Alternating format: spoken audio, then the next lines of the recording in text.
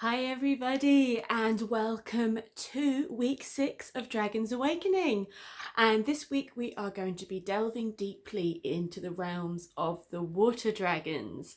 So I am super excited to start this refreshing, healing week with you all. How was your fire dragon week? I hope you felt that passion, that fire, that creativity, and maybe some transformations began to take place.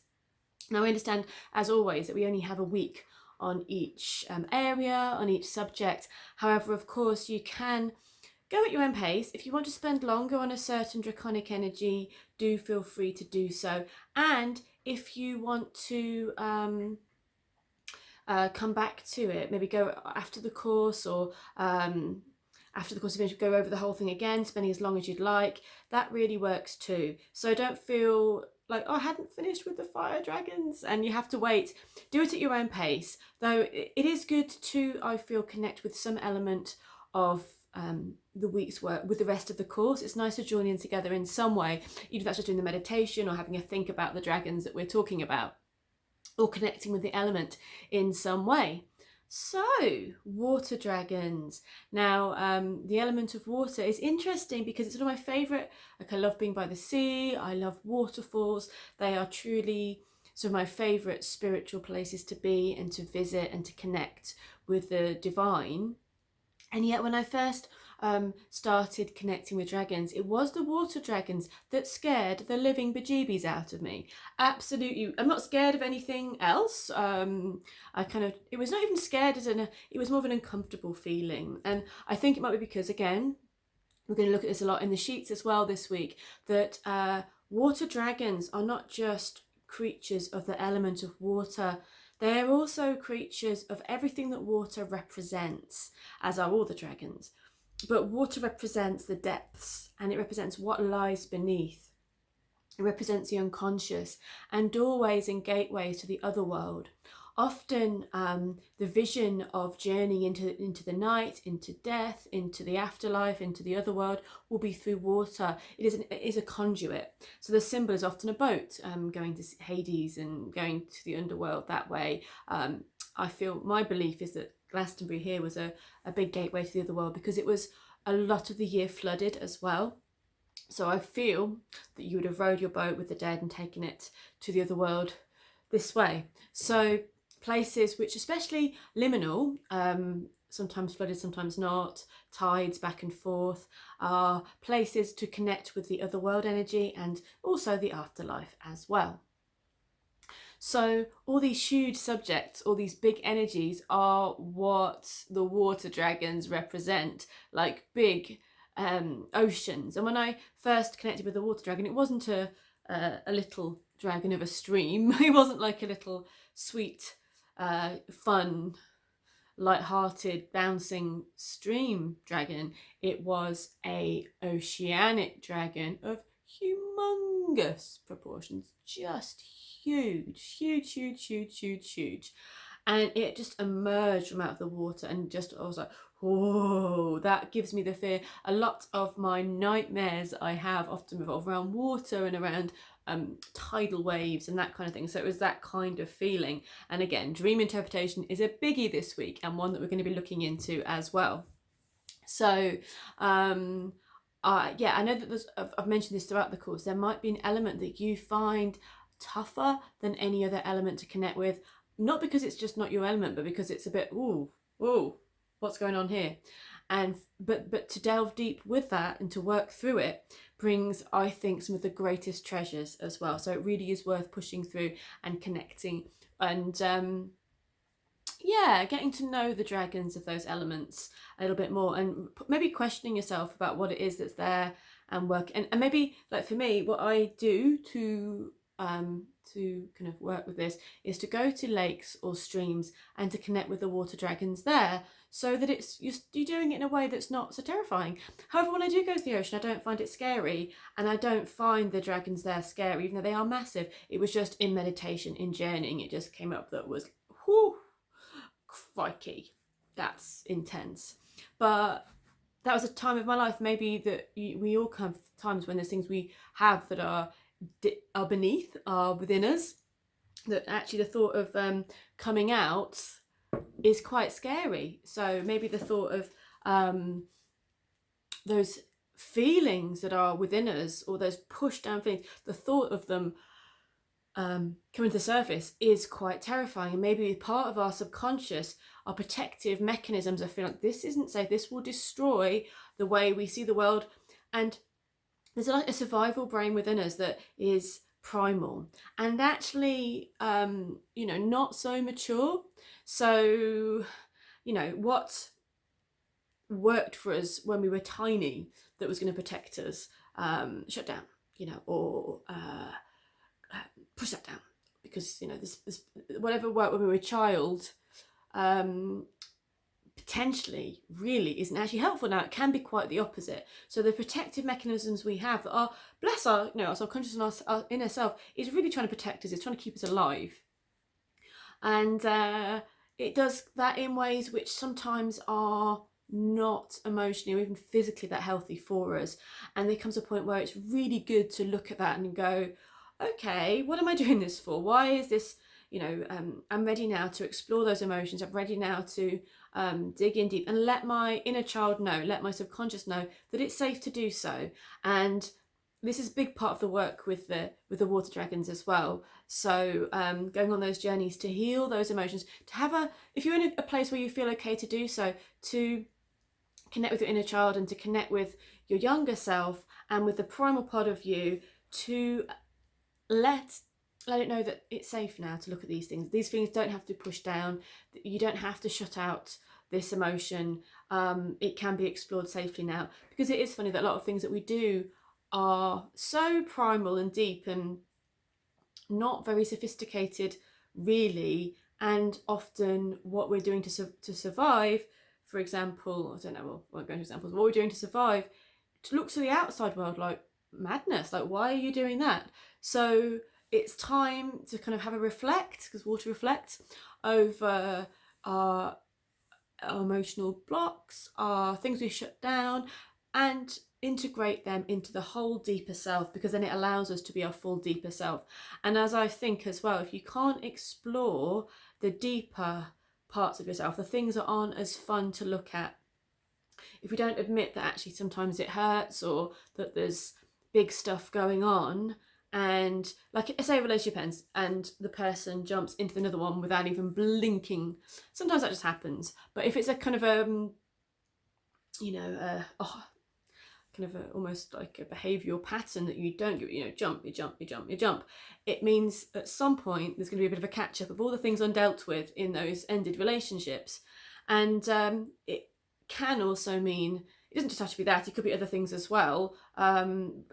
If we push it down, if we push those feelings down and jump to the next and don't wait to allow the feeling to come in, then it actually stunts our ability to feel the love and the joy as well, because we are too afraid to stop and to feel what we've been pushing back. It might not be a conscious thing, we might be like, oh, I'm fine, but it can be a deeply unconscious thing, and it will come maybe in your dreams, in stresses that appear in our lives, all this kind of thing that maybe unrelated, could be health problems, etc., that kind of build up or suddenly appear from out of nowhere, but actually they've been kind of bubbling up under the surface for quite a while because we haven't been listening to the subtle or stronger signs.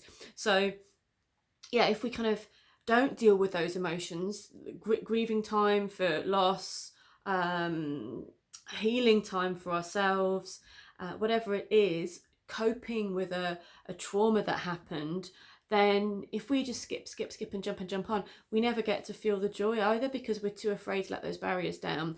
Again, probably isn't conscious, but unconsciously we've put up barriers so that those feelings don't come through, and then they leap up in some special way. And I'm not preaching, I am the queen of doing this as well. So I've learned over the last couple of years really, really strongly, since this water dragon appeared in my life, scaring the bejesus out of me, that there was obviously things underneath that were huge and were terrifying me. And maybe if they were faced, they wouldn't be as big, but they were derailing. That's what I felt like, that the emotional content of this, or the water, was derailing. And So he's looking at, really, so that if you do face these things and look at them, then you do end up with the potential and the capacity for so much joy and to feel the whole extreme of emotions. And we're not scared, and our sort of child protection, inner child protection, protect other children, of course, but the inner child protection, which again may not have grown with us, can relax and can go, okay, it's all right to feel this, and a lot of things flow more easily. Again, if there's big stuff that's happened, and it's, or if there's not big stuff, like I did this with a counsellor, you don't often do this work on your own. I don't think it's, everyone's been through stuff, even if it feels really, really small. So it could be stuff that you would do with a counsellor, or with a friend, or with a healer. But for this week, I'm not suggesting we all go into counselling, though we could. I'm more suggesting to look at what comes up with these water dragons, to look at the emotions that may come up. And for a lot of you, that may not be what I experience. I'm sure it won't be. It might be fun, because the majority experiences of water dragons is joyful, fun, healing, bright, dancing in the stream. But for some people, you may find that at some point, maybe not today, but at some point, something will rear from the deep, which looks terrifying. And that's good to know for lots of reasons, because primal consciousness is that, So we're looking at the myths, and we're looking backwards at how our worlds form and how our psyche formed. And that was from chaos, from primal creation and destruction and massive energies that are beyond our comprehension. So it's within us that we see this primal force, and the dragons do represent these primal forces. So at times we'll feel it because that's the way life is, primal and huge. And sometimes we'll feel it, and it will be personal as well, that we'll feel like what's going on for us emotionally could be what our conscious is saying, that's dangerous, push it down, push it down, push it down. But actually the pushing it down bit is dangerous. So if a dragon comes up with the water of any element, so it could be fire for you, I know people struggle with fire, it could be air, it could be earth, it could be anything that comes up that's slightly terrifying or just pushes our buttons, then don't reject it as a thing that is evil and bad and not to be trusted. It is a part of it. The dragons are showing us something that we do need to integrate, whether that's a fear of stepping forward into the world, whether that's a fear of losing something, whether we need to ground ourselves, whether we are kind of dimming our own light, or whether some emotions are in there that we feel too afraid to look at. When actually, when they're faced, they allow us to be so healed, and they're generally nothing like as terrifying as what we do to ourselves to avoid them. Definitely the case. Usually, unless it's really extreme,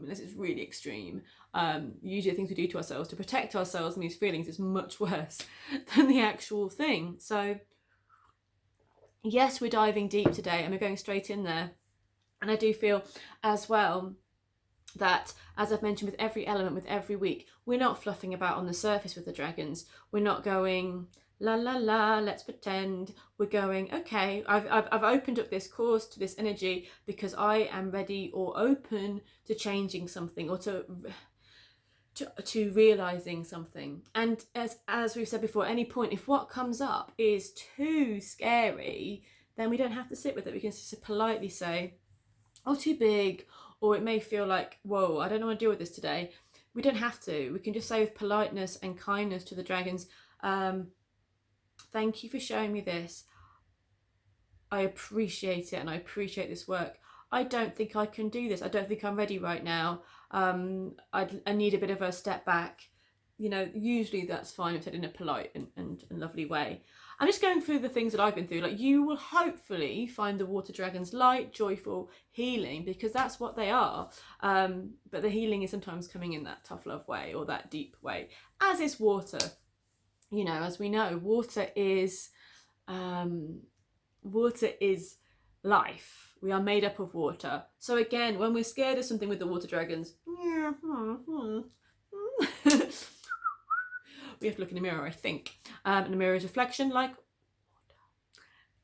So we are made up of water. Water, it nourishes us. Without water, we die really quickly, and we'd be dirty, and we'd be thirsty, and we just wouldn't work.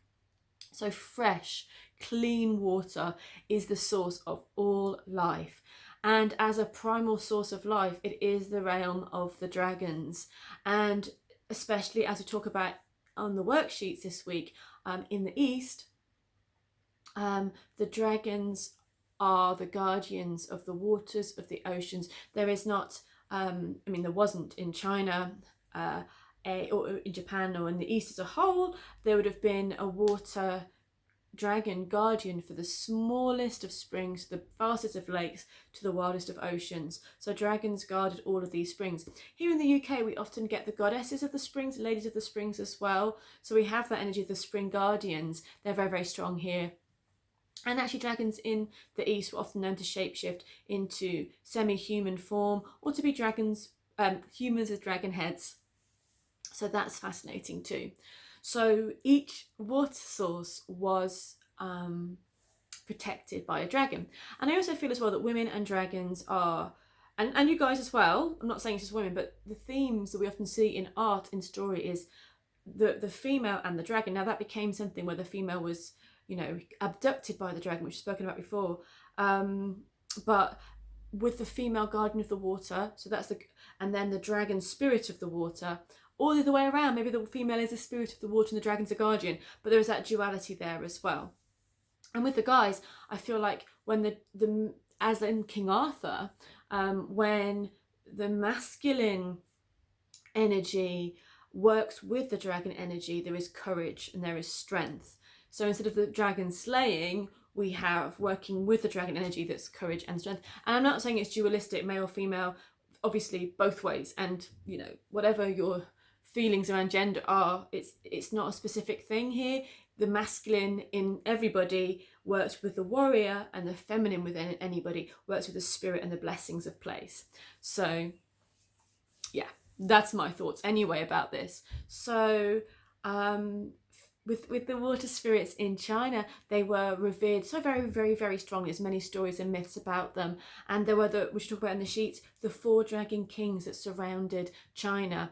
And they were represented by the cardinal points and the elements. So that's really lovely to see, this circle of dragons. Now 2 of these were lakes, I think, but they were seen as a mythical and the metaphorical seas that surrounded China, protecting it. So these dragons protected the sea, protected the sea. They were the spirit of the sea, and they protected the land. So it felt very important that these dragons created a safe space, and that the yellow dragon was in the center, which was the earth and the nourishment and the emperor energy. So yeah, that's a beautiful energy, maybe one we can work with and bring into our own practice in some way.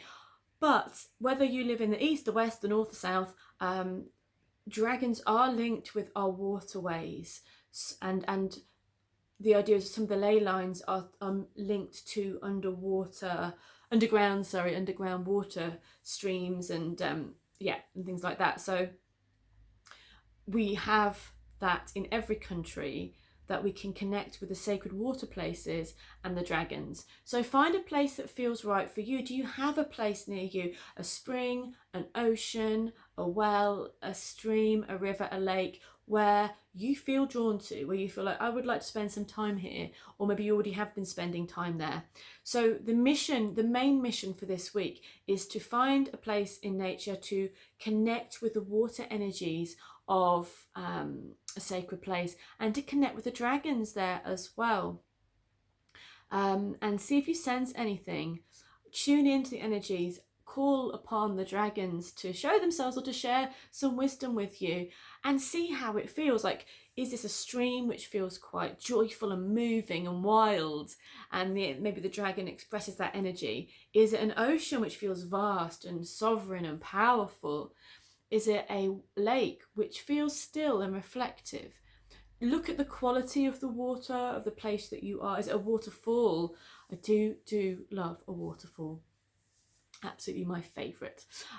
Where you are in that otherworldly space, that between the worlds, and that sense of flow. So horrible task, I know, this week. Hopefully the weather will be nice for this, to find a space where you can, local if possible, because it would be nice to find a space where you can build up a relationship over time. Like I was in Cornwall, I'll tell you about a water story. I was in Cornwall over the weekend, and that's my water place. That's my wild water place where I go to the waterfalls and I go to see the ocean, and my favourite ocean and favourite waterfalls. And I go there a lot, so I go there several times a year.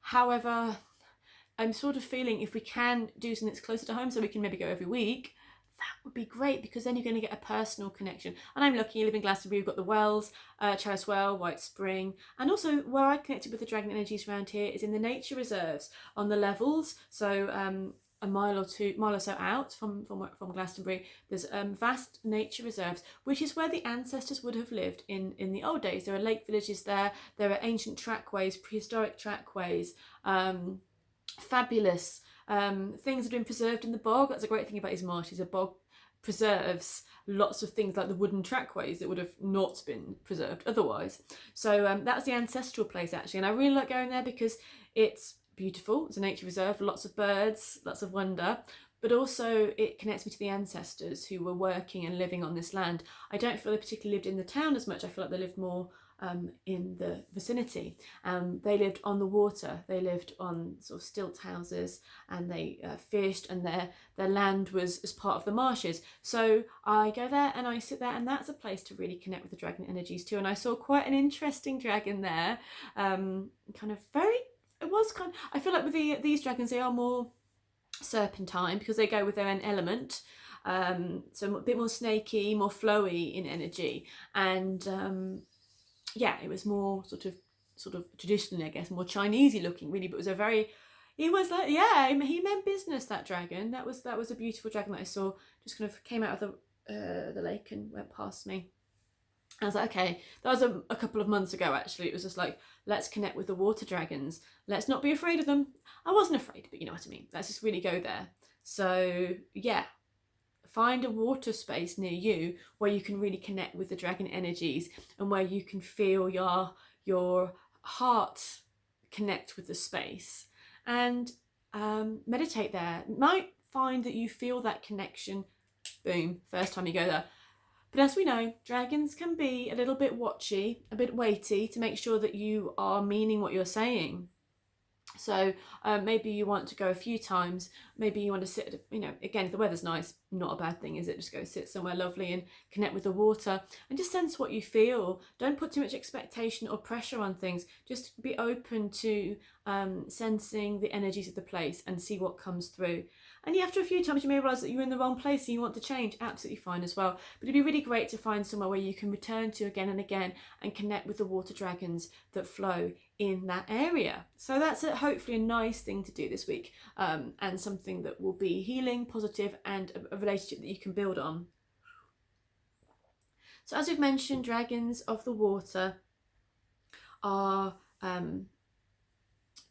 guardians of these water places. They're also guardians of the other world. They're guardians of the unconscious, we've brushed upon briefly as well.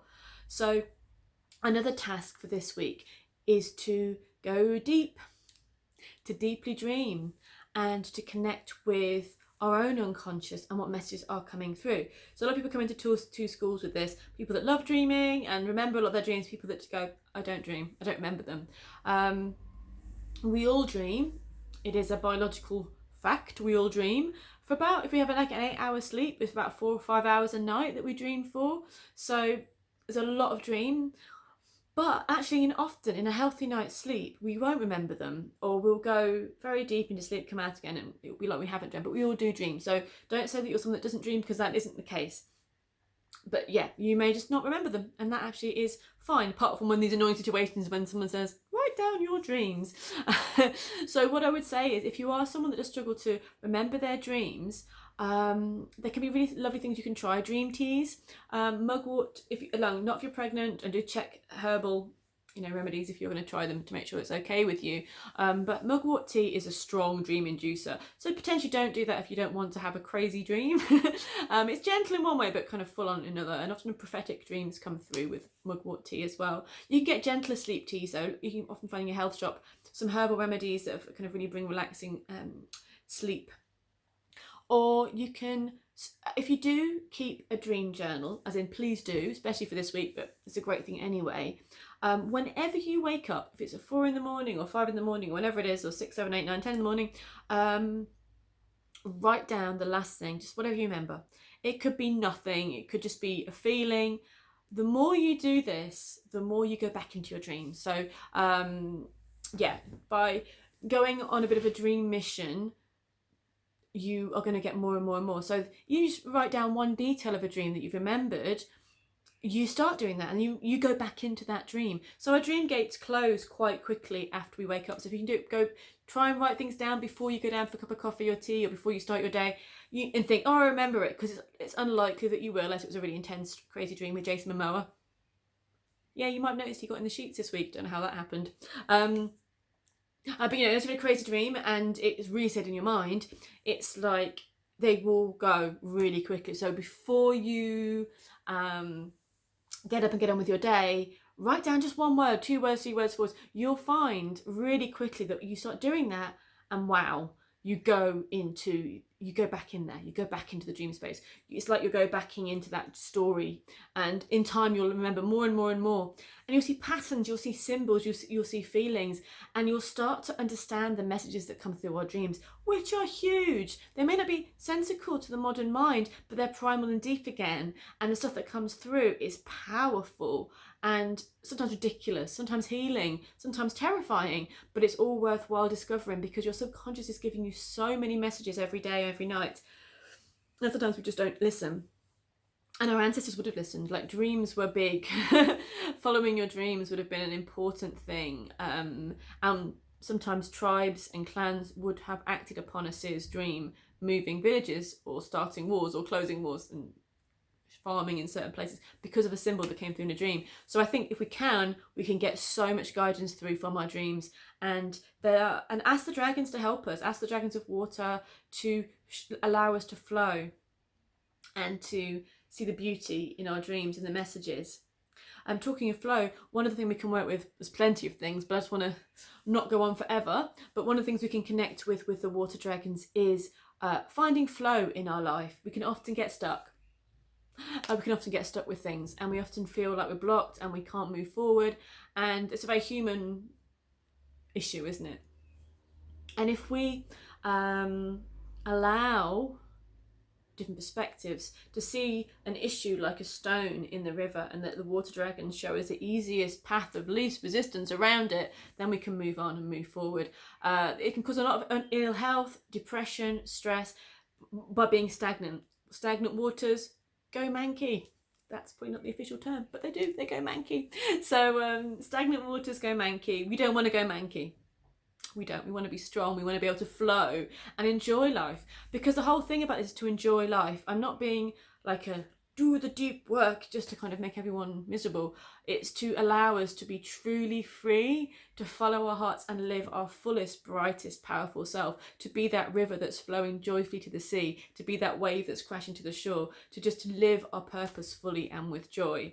So I hope you enjoy the waterworks. We've got some meditations, we've got some visualizations to do in the sheets. So the connection for the first part of the week is to find a water place for you that's going to be a dragon connection spot, and then to keep a dream diary, and to do the little meditation that I wrote out in the sheets as well. There'll be more again later in the week. But thank you so much, guys, for watching. I hope you have a gorgeous day. We're going to talk about sort of ritual baths later in the week as well, and being in, whether that be in your bath or being in nature. I will also tell you the story later in the week about me getting dunked in the water as well. But I'm going to leave you all now to have a lovely day and to connect with the dragons of water, and to allow them to heal you, to bring flow, beauty, love and discovery into your lives. Have a great week, guys. See you soon.